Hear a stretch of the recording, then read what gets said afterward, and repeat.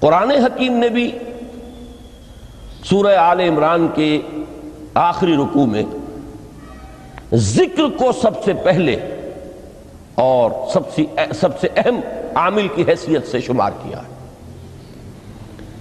چنانچہ اس کی پہلی آیت جو ہے سورہ آل عمران کے آخری رکوع کی، اس میں تو وہی مضمون جو میں بیان کر چکا وہ آیا ہے، ان فی خلق السماوات والارض واختلاف اللیل والنہار لآیات لأولی الالباب، یقیناً آسمانوں اور زمین کی تخلیق میں اور دن اور رات کے الٹ پھیر میں نشانیاں ہیں ہوش مندوں کے لیے۔ ان کے ذریعے سے انسانی شعور کے اندر وہ معرفت رب اجاگر ہوگی، وہ پہلا مرحلہ اب اس نے طے کر لیا، وہ ڈورمنٹ معرفت اب ایکٹیویٹ ہو گئی۔ اب مزید فکر کا مرحلہ ہے جو اگلی آیت میں آیا ہے، الذین یذکرون اللہ قیاما وقعودا وعلی جنوبہم ویتفکرون فی خلق السماوات والارض ربنا ما خلقت ھذا باطلا سبحانک فقنا عذاب النار۔ یعنی تفکر جو ہے ویتفکرون فی خلق السماوات والارض، وہ تفکر کرتے ہیں، غور و فکر کرتے ہیں آسمان اور زمین کی تخلیق میں، لیکن اس تفکر کے ساتھ لازماً ذکر، اور ذکر مدام، ذکر بھی وہ کہ جو مستقل ہو، ہر حالت میں ہو۔ الذین یذکرون اللہ قیاما وقعودا وعلی جنوبہم، وہ لوگ کہ جو اللہ کو یاد رکھتے ہیں، اللہ کا ذکر کرتے ہیں، کھڑے ہوئے بھی، بیٹھے ہوئے بھی، اور اپنے پہلوؤں کے بل یعنی لیٹے ہوئے بھی۔ اب ان تین کے سوا تو کوئی پوزیشن انسان کی نہیں ہے، اسی کا نام ہے دوام ذکر۔ اور اس کے ساتھ اگر وہ تفکر کرتے ہیں تو ان کا فکر اگلی منزل تک پہنچتا ہے۔ تو پہلی شے تھی فکر انسانی کی صحیح رخ پر مزید پیش قدمی اور پیش رفت، اور اس کے لیے لازم ہے ذکر و فکر کا امتزاج۔ دوسری چیز کو لیجئے عمل کی درستی۔ اس عمل کی درستی کے لیے اللہ تعالیٰ کے ساتھ ایک گہرے تعلق کی ضرورت ہے، اس لیے کہ صبر کی بحث میں یہ مضامین شاید آپ کے سامنے آ گئے ہوں کہ صبر، جہاں مصیبت پر صبر ہوتا ہے، تکلیف پر صبر ہوتا ہے، اللہ کے احکام پر جمنا یہ بھی صبر ہے، نفس کی خواہشات کی باغ کو تھام کر رکھنا، کھینچ کر رکھنا یہ بھی صبر ہے، اور استقامت کسی شے پر قائم رہنا یہ بھی صبر ہے۔ تو عمل صحیح پر استقامت کے لیے وَاصْبِرْ وَمَا صَبْرُكَ إِلَّا بِاللَّهِ، اس صبر کی سب سے اہم جو بنیاد ہے، اس کا جو سب سے بڑا ذریعہ ہے، اس کا جو سب سے بڑا سہارا ہے، وَمَا صَبْرُكَ إِلَّا بِاللَّهِ، اس کے لیے ضرورت ہے ایک گہرے تعلق کی کہ اللہ کے ساتھ ایک ایسا تعلق برقرار رہے جو نہ صرف گہرا ہو بلکہ دائم و قائم ہو، مسلسل۔ ذرا ذہول ہوگا تعلق مع اللہ میں، ذرا کمی آئے گی، شیطان کا وار کاری ہو جائے گا۔ اسی کو حضور نے حدیث میں یوں تعبیر کیا ہے تمثیلاً کہ جو دل اللہ کی یاد سے غافل ہے، اس پر فارسی کا وہ مقولہ بھی ہے کہ خانہ خالی را دیو میں گیرت، گھر خالی رہے تو جنات اس پر دیو جو ہے آ کر قبضہ جما لیتے ہیں۔ تو خانہ قلب جو ہے اگر یاد خداوندی سے خالی ہو گیا تو شیطان ابلیس لعین اپنی تھوتنی ٹکا دیتا ہے۔ یہ لفظ آتا ہے سور کے منہ کے لیے تھوتنی، جس طرح اس کا نکلا ہوا سا منہ ہوتا ہے آگے، تو یہ لفظ استعمال کیا گیا کہ وہ اپنی تھوتنی انسان کے دل پر جما کر اور پھوکے مارنی شروع کر دیتا ہے۔ تو شیطان کو موقع ہی تب ملتا ہے جب انسان کے تعلق مع اللہ کے اندر کمی ہو، وہ خانہ بالکل خالی ہو گیا ہو یا اتنا ضعیف ہو گیا ہو کہ کل عدم ہو جائے، گویا کہ نہیں۔ تیسری چیز کی طرف آئیے روحانی ترقی، روحانی ترقی کے لیے میں ایک اصطلاح کے سامنے لا رہا ہوں، اس سے مراد کیا ہے؟ روحانی ترقی کے لیے ہماری دینی اصطلاح ہے تقرب الی اللہ، اللہ سے قریب تر ہوتے چلے جانا۔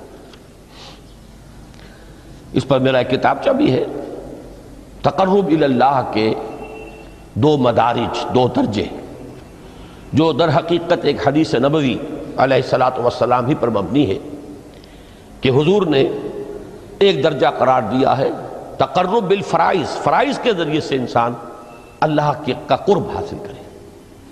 ایک ہے تقرب بالنوافل، نوافل کے ذریعے سے اللہ کا قرب حاصل کرے۔ ان میں کیا نسبت و تناسب ہے، اہمیت کے اعتبار سے کون بڑھ کر ہے، بلندی کے اعتبار سے کون بڑھ کر ہے، یہ تمام مسائل میں نے اپنی اس تقریر میں بیان کیے تھے جو اس کتابچے میں شائع ہوئی ہے۔ اس وقت میں اس کی تفصیل میں نہیں جا رہا، صرف یہ تذکرہ اس لیے کر رہا ہوں کہ جن کو بھی خواہش ہو جائے وہ اس کا مطالعہ کرے۔ ہماری اس وقت کی گفتگو سے وہ کتابچہ اس جگہ پر منسلک ہوگا۔ تو تقرب الی اللہ، یہ تقرب کوئی فزیکل فینومینن نہیں ہے، جسمانی یا مادی مسئلہ نہیں ہے۔ اللہ سے قرب یہ نہیں ہے کہ کوئی کروڑوں میل کا فاصلہ ہے، اب ہمیں کوئی رسی پر چڑھنا ہے اوپر بڑی محنت اور مشقت سے۔ فصل تو ہے ہی نہیں، فاصلہ ہے ہی نہیں، بعد ہے ہی نہیں۔ نحن اقرب الیہ من حبل الورید، ہم تو انسان سے اس کی شہرگ سے بھی زیادہ قریب ہیں۔ ہوا معکم اینما کنتم، وہ تو تمہارے ساتھ ہی ہوتا ہے جہاں کہیں بھی تم ہو، بس صرف یہ کہ تمہاری توجہ نہیں ہوتی، تم اور چیزوں میں مشغول و مصروف رہتے ہو، تم ہماری طرف دھیان ہی نہیں دیتے، تم ہماری طرف متوجہ ہی نہیں ہوتے۔ ہم تو مائل بے کرم ہے، کوئی سائل ہی نہیں، راہ دکھلائیں کسے رہنو منزل ہی نہیں۔ انسان جب متوجہ ہو جاتا ہے اور بڑھتا ہے، آگے پیش قدمی کرتا ہے روحانی اعتبار سے، تو یہ ہے در حقیقت تقرب الی اللہ، اور اسی کو ہم کہیں گے روحانی ترقی۔ اب ان 3 چیزوں کو اگر آپ نے ذہن میں جما لیا، پھر میری بات کی ترتیب اس کو ذہن میں قائم کیجئے۔ ہم چلے کہاں سے؟ کہ دین کے ساتھ اصل مناسبت فلسفے کی نہیں، حکمت کی۔ نمبر 2، حکمت قرآنی کا پہلا اور اہم ترین اور بنیادی مسئلہ معرفت رب کا حصول ہے۔ اس کا نتیجہ شکر خداوندی ہے، اس کا ذریعہ آیات آفاقی، آیات انفسی، اور سب سے بڑھ کر آیات قرآنیہ ہیں، جو الذکر ہے، جو تذکرہ ہے، جو ذکرہ ہے۔ لیکن اس پہلے مرحلے کو اگر کوئی انسان بفضل ہی تعالی، اللہ کے فضل و کرم سے طے کر لے، اب اس کے سامنے 3 مسئلے ہیں۔ فکر کی مزید پیش رفت، مزید پیش قدمی صحیح رخ پر، اس کے لیے ذکر اور فکر دونوں کا امتزاج لازمی ہے۔ فقر قرآن اختلاط ذکر و فکر۔ الذین یذکرون اللہ قیاما وقعودا وعلی جنوبہم ویتفکرون فی خلق السماوات والارض۔ دوسری شے عمل کا درست رہنا، نہ افراط و تفریط ہو، عدم توازن ہو، نہ انسان نفس سے مغلوب ہو جائے، نہ انسان جذبات کی رو میں اندھا ہو جائے، نہ انسان ماحول سے مرعوب ہو کر متاثر ہو جائے، صحیح رخ پر اس کا عمل۔ نمبر 3، روحانی ترقی، جو اصل حاصل ہے، جو اصل مقصود ہے۔ نمبر 2 چیز کے لیے تعلق مع اللہ ضروری، نمبر 3 کے لیے تقرب الی اللہ ضروری۔ اب غور کیجئے، ان تینوں چیزوں کا بڑا گہرا تعلق ہے نماز کے ساتھ۔ ان تینوں کے لیے ستون کی حیثیت نماز کو ہے۔ لہذا ایمان کے بعد یا معرفت رب کے بعد حکمت دین کا اہم ترین مسئلہ نماز، صلاۃ۔ اس لیے کہ ایک طرف یہ انسان کو اللہ کے ساتھ ایک گہرے تعلق کا ذریعہ فراہم کرتی ہے، اپنے تمام مصروفیات میں سے ان مشغولیتوں میں جن میں گم ہونے کا خدشہ ہوتا ہے، نکلو۔ 24 گھنٹے کے معمولات میں سے کم 5 مرتبہ تو لازماً نکلو، اور اپنے آپ کو ذرا، اپنے حواس کو بھی، اپنی باطنی کیفیات کو بھی ذرا تازہ کرو۔ اگر کوئی گندگی، نجاست، کسی طرح کی ناپاکی کا کوئی معاملہ ہے، طہارت حاصل کرو۔ طہارت سے تمہارے اندر روح کو بھی بالیدگی ہوگی، تمہارے حواس بھی تازہ ہوں گے، تم گویا کہ بحیثیت کل تمہاری ہستی چاق و چوبند ہو جائے گی۔ وہ کسل، وہ سستیاں، وہ جو ایک کثافتیں ہوتی ہیں، ان سب سے نجات حاصل کرو، اور اب اپنے رب کے حضور میں کھڑے ہو جاؤ، اس کے ساتھ اپنا عہد بھی تازہ کرو، اس کی اہم صفات کو بھی اپنے ذہن میں پھر مستحضر کرو۔ یہی وجہ ہے، دیکھیے میں نے جو آیات آپ کو شروع میں سنائی تھی، سورہ لقمان کی 2 آیتیں، پہلی آیت میں اس کا ترجمہ کر چکا، دوسری آیت وَلَقَدْ وَإِذْ قَالَ لُقْمَانُ لِابْنِهِ وَهُوَ يَعِظُهُ يَا بُنَيَّ لَا تُشْرِكْ بِاللَّهِ إِنَّ الشِّرْكَ لَظُلْمٌ عَظِيمٌ۔ اس کے بعد درمیان میں کچھ مضمون آ کر پھر وہ آیہ مبارکہ آئی، یا بنی اقیم الصلاۃ وامر بالمعروف وانہ عن المنکر واصبر علی ما اصابک۔ گویا کہ اہم ترین چیز، بنیادی ترین چیز، اللہ کو محض پہچان لینا کافی نہیں ہے، یاد رکھنا ضروری ہے۔ اللہ یاد رہے گا تو فکر صحیح آگے بڑھے گا، اللہ یاد رہے گا اور اس کے ساتھ ایک گہرا تعلق جو ہے برقرار رہے گا تو عمل درست رہے گا۔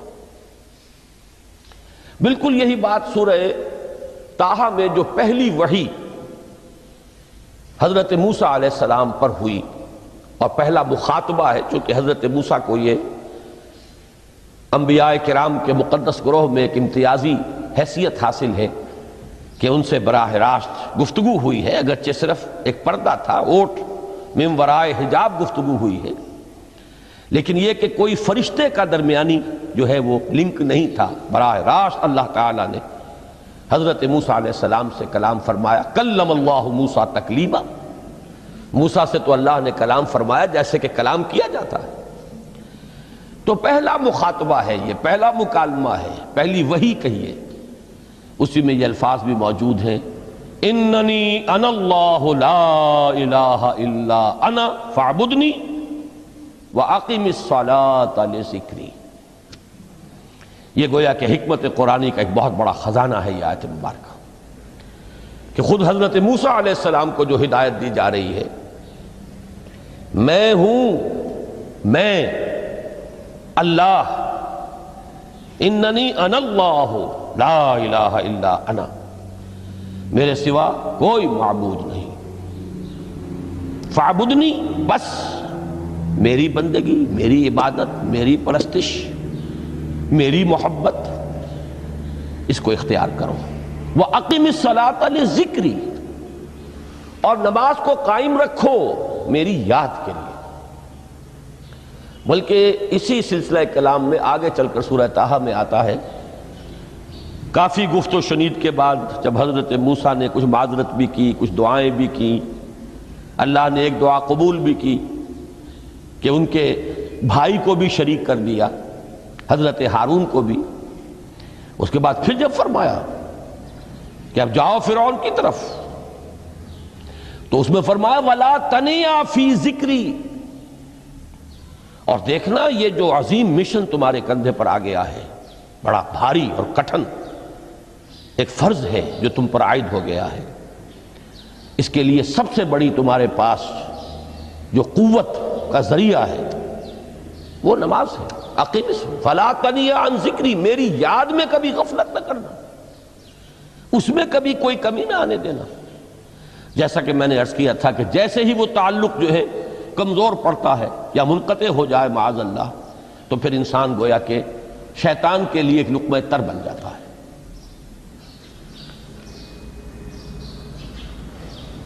اب آپ غور کیجئے، تیسری شے تقرب الی اللہ، اس کے حوالے سے بھی جو فرائض اور نوافل کی بات ہے اس کو اس وقت ذہن سے نکال کر یہ سمجھیے کہ اس میں نماز کا کیا مقام ہے، اس لیے کہ نماز فرض بھی ہے، نماز نفل بھی ہے، وہ تو ان دونوں میں شریک ہو جائے گی۔ اب اس کو لفظ صلاۃ کے حوالے سے آپ ان دونوں چیزوں کو سمجھیے۔ صاد لام واو یا یہ چونکہ حروف علت ایک دوسرے سے بدلتے رہتے ہیں، یہ جو مادہ ہے اس کی جو خالص لغوی اصل ہے، جو خالص عربی زبان میں اس کا بنیادی مفہوم ہے، وہ آگ جلانا یا آگ تاپنا یا آگ سینکنا، حرارت حاصل کرنا۔ لہذا بار بار آتا ہے جہنم کے ذکر میں، اسلوہا، اب جلو اس میں، تاپو اس کو، یہ سینکے گی تمہیں۔ بلکہ تفتلون کا لفظ آیا ہے حضرت موسیٰ کے کلام میں، جب وہ گئے تھے کوہ طور پر، جب پہنچ گئے تو تھے آگ تک کی تلاش میں، لعلکم تفتلون، تو اپنے اہل خانہ سے یہی کہا تھا کہ مجھے کہیں وہ روشنی نظر آ رہی ہے، غالباً کوئی وہاں سے آگ مل سکے گی، ورنہ یہ کہ کوئی رہنمائی کو رستہ مجھے مل سکے گا، میں وہ آگ لے آؤں گا، کوئی چنگاری وہاں سے لے آؤں، لعلکم تفتلون، تاکہ تم، اب یہ اصطلاح در حقیقت باب افتعال ہے، اور یہ تے یہاں پر توئے کی شکل اختیار کر گئی، تا نے تو کی صورت اختیار کی صاد کی وجہ سے۔ بہرحال اس کا سب سے بنیادی مفہوم جو ہے وہ ہے تاپنا، سکائی حاصل کرنا، حرارت۔ اس کے حوالے سے سمجھ لیجئے کہ سب سے بنیادی تعلق اس کا جو ہے وہ روح کے ساتھ ہے۔ روح میں محبت خداوندی کی آگ اگر ٹھنڈی پڑ گئی ہو، اگر محبت خداوندی کی حرارت میں کمی ہو رہی ہو، تو اس کو اثر نو، جس کو کہ میں آج سوچ رہا تھا تو ایک لفظ ذہن میں آیا کہ جیسے بیٹری اس کو ریچارج کیا جاتا ہے، اسی طریقے سے روح کے اندر محبت خداوندی کی اس حرارت کو اثر نو تازہ کرنا، یہ ہے در حقیقت نماز کا اصل مقصد۔ اس لیے کہ اس لفظ کا بنیادی مفہوم، اصل لغوی مفہوم تو یہ، اگرچہ اس کا سب سے زیادہ کثرت سے جو استعمال ہوتا ہے، اور لفظ صلاۃ جس سے در حقیقت جس تصور پر مبنی ہے وہ ہے اقدام، کسی کی طرف متوجہ ہونا اور پھر دعا۔ صلاۃ کا سب سے قریبی مفہوم لفظی جب بیان کیا جائے گا، اس سے مراد، اس کے معنی، تو دعا اس میں اہم ترین ہے۔ کسی کی طرف توجہ کرنا، مناجات کرنا، گفتگو کرنا، مخاطبہ، مکالمہ، دعا، یہ در حقیقت صلاۃ کا سب سے بڑا اصطلاحی مفہوم ہے۔ لیکن جو اس کا مادہ ہے، صاد لام واو یا صاد لام یا، اس کا اصل مفہوم جو ہے وہ تاپنا، حرارت حاصل کرنا۔ تو ان دونوں کے حوالے سے عرض کر رہا ہوں، وہ تاپنا اور حرارت حاصل کرنا وہ ہے روح کے اعتبار سے۔ وہ جو کہا اقبال نے کہ بجھی عشق کی آگ اندھیر ہے، مسلمان نہیں راہ کا ڈھیر۔ یہ عشق کی آگ جب بجھ جاتی ہے، در حقیقت یہی تو انسان کی روحانی موت ہے۔ جب یہ نہ رہے تو چاہے منطق میں بہت انسان ماہر ہو، مجھے اقبال کا ایک شعر یاد آیا ہے تقابل کرتے ہوئے، ایک انسان محکوم اور ایک انسان حر، آزاد انسان، ان کی نفسیات میں جو بنیادی فرق علامہ اقبال نے مختلف مواقع پر بیان کیے ہیں۔ محکوم ہے بیگانہ اخلاص و مروت، ہر چند کے منطق کی دلیلوں میں ہے چالاک۔ تو منطق کی دلیلوں میں انسان چالاک ہو جائے اور وہ لغت ہائے حجازی کا وہ ایک خزانہ بن جائے، اسے تمام الفاظ کے معنی یاد ہوں، وہ بڑے مسائل فقہ کے اسے ازبر ہوں، جزیات، بے انتہا جزیات جو ہیں وہ مستحضر ہوں، فلسفے کے بڑے بڑے مسئلے اس نے حل کر لیے ہوں، لیکن اگر روح میں وہ اللہ کی محبت کی آگ نہیں ہے، وہ تپش نہیں، بجھی عشق کی آگ اندھیر ہے، مسلمان نہیں راہ کا ڈھیر۔ اسی کے حوالے سے آج مجھے یاد آیا تھا کہ وہ جو بڑی سادہ سی ایک نظم ہے، اللہ تعالیٰ سے دعا، یا رب دل مسلم کو وہ زندہ تمنا دے، اس میں بھی جو الفاظ آئے ہیں جو روح کو گرما دے اور قلب کو تڑپا دے، یہ ہے اصل جو مقصود ہے نماز کا۔ اور یہی وہ چیز ہے جیسا کہ میں نے عرض کیا تھا کہ نگاہوں سے اوجھل، یہ پہلو سامنے ہے ہی نہیں، دوسرا پہلو سامنے ہے اور وہ بھی میرے نزدیک بہت اہم ہے، بہت بنیادی ہے، اس میں کوئی شک نہیں، لیکن یہ ہے بلند ترین منزل کہ تقرب الی اللہ، اس کے لیے در حقیقت یہ کس لیے درکار ہے؟ روح کے اندر عشق کی حرارت اور گرمی تازہ ہو جائے۔ بسا اوقات یہ اندر دب جاتی ہے، جیسے انگارہ ہوتا ہے آگ کا، اس کے اوپر خاک اور راکھ آ جاتی ہے، اندر کچھ ہوتی ہے، آگ دبی ہوئی سمجھ، آگ بجھی ہوئی نہ جان، اس دبی ہوئی آگ کو پھر ایک شعلہ بنانا، پھر اس کے اندر ایک حیات تازہ پیدا کرنا، یہ ہے نماز کا اہم ترین اور بلند ترین مقصد۔ لیکن اس کے ساتھ ہی اس نماز میں ذکر ہونا، اس کا یہ ذکر ہے، اور ذکر کی جب میں فہرست بیان کیا کرتا ہوں بہت سے حضرات کے سامنے ہوگا کہ ذکر کا در حقیقت مفہوم ہے استحضار اللہ فی القلب۔ ہمارے ہاں غلطی سے جو ذرائع ذکر ہیں انہیں ذکر قرار دے دیا گیا ہے۔ نماز ذکر نہیں ہے، نماز ذکر کا ذریعہ ہے۔ اقیم الصلاۃ لذکری، نماز قائم کرو میرے ذکر کے لیے۔ یہ اللہ اللہ کہنا یا ادعیہ معصورہ جو حضور صلی اللہ علیہ وسلم کی مسنون دعائیں ہیں، انہیں اپنے تمام معمولات دنیاوی کے ساتھ ساتھ ان دعاؤں کو بھی انسان پڑھتا رہے، اللہ سے دعا کرتا رہے، یہ تمام ذرائع ذکر ہیں۔ سبحان اللہ الحمدللہ الحمدللہ، اس کا آپ ورد کیجئے، یہ بھی ذریعہ ذکر ہے۔ حقیقت میں ذکر ہے استحضار اللہ فی القلب، اللہ کو دل میں لے آنا، اللہ کو دل میں حاضر کر لینا، اصل میں تو ترجمہ ہوگا، لیکن حاضر جاننا، یہ کیفیت جو ہے انسان کو حاصل ہو جائے۔ اب اس کے حوالے سے ذرا بات سمجھیے کہ ایک تو میں عرض کر چکا ہوں مجسم ذکر تو قرآن ہے، لہذا ذکر کی فہرست جب آپ کریں گے ذرائع ذکر تو ان میں سب سے پہلے قرآن آئے گا، اس لیے کہ وہ ہماری حکمت کے پہلے مسئلے کو حل کر رہا ہے، بنیادی مسئلہ، اہم ترین مسئلہ۔ دوسرے نمبر پر ذکر جو ہے، اب اس کے لیے کچھ اصطلاحات جو میرے مختلف دروس میں شاید آپ کے سامنے بعد میں آئیں یا پہلی آ چکی ہوں، ان کے حوالے سے میری بات سمجھیے۔ ایک ذکر غیابی ہے، تھرڈ پرسن میں، صیغہ غائب میں اللہ کی یاد کرنا، اللہ اکبر اللہ اکبر اللہ اکبر۔ ابھی اللہ اکبر جو ہے یہ جملہ اسمیہ خبریہ ہے، ایک حقیقت کی تکرار آپ کر رہے ہیں، اللہ سب سے بڑا ہے، اللہ سب سے بڑا ہے، سبحان اللہ سبحان اللہ سبحان اللہ۔ یہ در حقیقت ذکر غیابی ہے کہ آپ اس میں مخاطب نہیں ہیں اللہ سے، ایک ذکر خطابی کہیں یا ذکر حضوری کہیں، جس میں مکالمہ ہوتا ہے، جس میں گفتگو ہوتی ہے۔ تو نماز در حقیقت ذکر حضوری اور ذکر خطابی کی بلند ترین شکل ہے۔ اس لیے میں نے عرض کیا تھا کہ نماز کے لفظ یا صلاۃ کے لفظ، یہ اصطلاحی معنی جو اکثر و بیشتر کیے جاتے ہیں وہ ہے دعا، اور دعا میں ہوتا کیا ہے؟ مکالمہ ہے، مخاطب، اے اللہ، اے میرے رب، اے پروردگار۔ پھر یہ کہ اس میں اقدام اور کسی کی طرف متوجہ ہونا، یہی وجہ ہے کہ افتتاح صلاۃ، نماز کو شروع کرنے کے لیے ایک تو وہ الفاظ جو قرآن مجید میں آئے ہیں، انی وجہت وجہی للذی فطر السماوات والارض حنیفا وما انا من المشرکین، یہ ہے توجہ کا ارتکاز،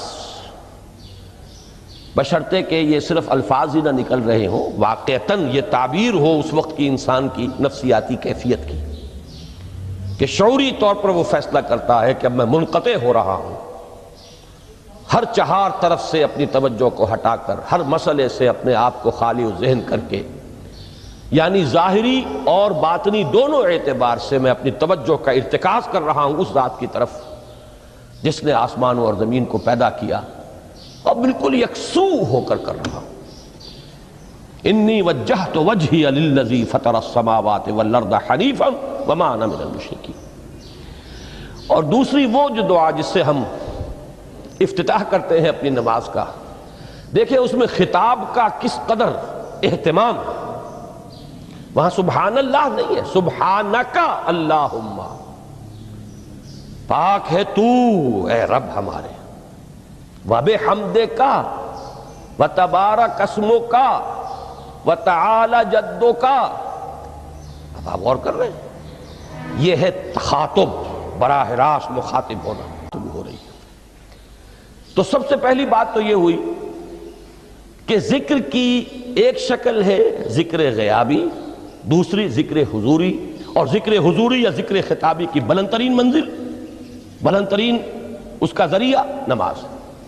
اس کو ایک پہلو سے اور سمجھ لیجئے، سورہ فاتحہ جب پھر ہم پڑھتے ہیں جسے الصلاۃ کہا گیا ہے، جو لب لباب ہے، خلاصہ ہے، اس میں پھر تدریجاً غیاب سے حضور کی طرف پیش قدمی ہوتی ہے۔ الحمدللہ رب العالمین الرحمن الرحیم مالک یوم الدین، یہ ذکر غیابی ہے، اس میں ابھی خطاب نہیں آیا، یہ وہی جملہ اسمیہ ہے۔ کل تعریف اس اللہ کے لیے ہے جو تمام جہانوں کا پروردگار ہے، مالک ہے، جو رحمان ہے، رحیم ہے، جزا و سزا کے دن کا مختار و مالک ہے۔ اب یہ غیاب سے حضور کی طرف، ایاک نعبد و ایاک نستعین اہدنا الصراط المستقیم، یہ ہے وہ۔ اب پہلے ایک معاہدہ ہے، ایک اقرار ہے، اعتراف ہے، وعدہ ہے، اور پھر دعا ہے، استدعا ہے کہ حضور نے فرمایا، یقول اللہ تعالی، اللہ یہ فرماتا ہے، اسی لیے اس کو حدیث قدسی کہیں گے۔ قسمت الصلاۃ بینی و بین عبدی نصفین، میں نے نماز کو اپنے اور اپنے بندے کے مابین آدھا آدھا تقسیم کر دیا ہے۔ اب یہاں تک تو جملہ ہے اللہ کا، یہ ہے حدیث قدسی۔ اب آگے جو ہے نریشن اس کی جو ہے حضور صلی اللہ علیہ وسلم کی جانب سے ہے، یعنی خبر دے رہے ہیں وہ اللہ کی طرف سے ہی۔ ویسے تو تمام احادیث ہی گویا کہ ہم سمجھتے ہیں انسپائرڈ تو اللہ کی طرف سے ہی ہے، لیکن یہ کہ جہاں صراحت ہو کہ اللہ کہتا ہے وہ حدیث قدسی ہے۔ تو یقول اللہ تعالی قسمت الصلاۃ بینی و بین عبدی نصفین، یہاں تک تو حدیث قدسی ہے۔ اب دوسری عام حدیث ہے، اذا قال العبد الحمد للہ رب العالمین یقول اللہ تعالی حمدنی عبدی، جب بندہ کہتا ہے الحمدللہ رب العالمین، پروردگار کہتا ہے میرے بندے نے میری حمد کی۔ جب بندہ کہتا ہے الرحمن الرحیم، پروردگار فرماتا ہے اثنا علی عبدی، میرے بندے نے میری ثنا کی، بڑی تعریف کی۔ جب بندہ کہتا ہے مالک یوم الدین، اللہ فرماتا ہے مجدنی عبدی، میرے بندے نے میری بڑی بزرگی بیان کی ہے، تمجید کی ہے۔ پھر جب بندہ کہتا ہے ایاک نعبد و ایاک نستعین، اللہ فرماتا ہے ھذا ما بینی و بین عبدی ولعبدی ما سأل، یہ ہے میرے اور میرے بندے کے درمیان۔ یہ تو معاہدہ ہے نا، معاہدے میں تو دو فریق جکڑے جاتے ہیں، بند جاتے ہیں، یہ میرے اور میرے بندے کے درمیان ہے، اور میرے بندے نے جو طلب کیا میں نے دیا، اس لیے کہ اس میں طلب بھی تو ہے، ایاک نستعین، تیری مدد چاہتے ہیں، یہ طلب ہے۔ اسی کی شرح ہے جو اب آخری 3 آیتیں ہیں، پروردگار ہم تیری مدد چاہتے ہیں، پروردگار ہم تیری ہی بندگی کرتے ہیں اور کریں گے، اور تیری ہی مدد چاہتے ہیں، چاہیں گے۔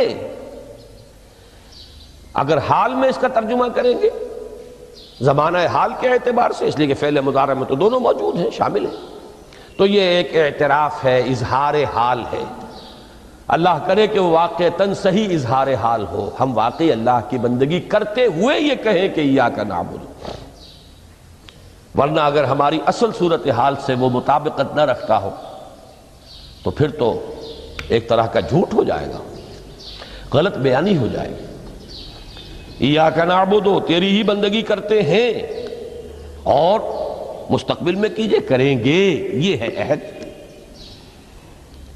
تیری ہی مدد چاہتے ہیں، تجھی سے مدد طلب کرتے ہیں، تجھی سے مدد چاہتے رہیں گے۔ اس کے لیے فرمایا وَلِعَبْدِ مَا سَأَلَ، اور پھر اس کے بعد وہ استدعا ہے اهدنا الصراط المستقیم صراط الذین انعمت علیہم غیر المغضوب علیہم ولا الضالین۔ اس حدیث میں اس کو ایک ہی جملے کو لیا گیا ہے، ایک ہی جملے کی حیثیت سے۔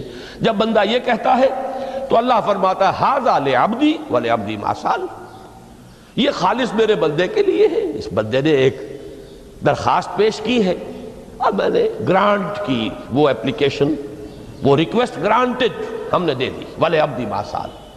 یہ ہے اس کی تاثیر کا عالم،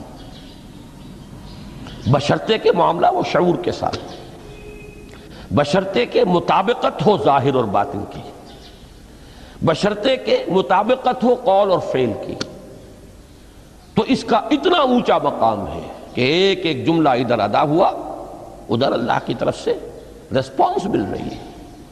افلاک سے آتا ہے نالوں کا جواب آخر، اٹھتے ہیں حجاب آخر، کرتے ہیں خطاب آخر۔